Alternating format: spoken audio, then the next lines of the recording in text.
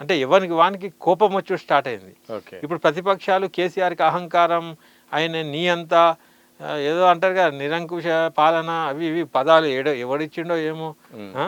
నిజాం నిరంకుశ పాలన ఇట్లాంటి పదాలు వాడతారు. అది సామాన్యంగా అర్థమవుతుందో కాదో కానీ ఇక్కడ వాళ్ళు అయితే పాపం ఆయనను ఆ లెవెల్లో ఆయనను టార్గెట్ చేసి అన్నారు.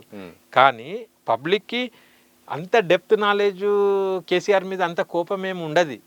ఉద్యమకారులకు ఆయన సమకాలికులకు ఇక ఆయన చోటు లేని వాళ్ళందరికీ కూడా ఆయన మీద కోపం వచ్చింది. ఎందుకంటే సహజంగా వచ్చింది. ఎందుకంటే అరే ఉద్యమ క్రమంలో అందరినీ కలుపుకొని మంచిగా మాట్లాడి అన్ని చేసేటోళ్ళను ఒక్కొక్కరిని కట్ చేసుకుంటా పోగానే ఆ కట్ అయిన వాళ్ళందరూ హట్ అయ్యి ఆయన మీద పడ్డారు. ఓకే, అది కూడా డ్యామేజ్ కంట్రోల్ ఆయన చేసుకునేటోడు. ఎందుకంటే ఉచితాలు ఇచ్చినప్పుడు ఇంటింటికి పైసలు పంచేయండు.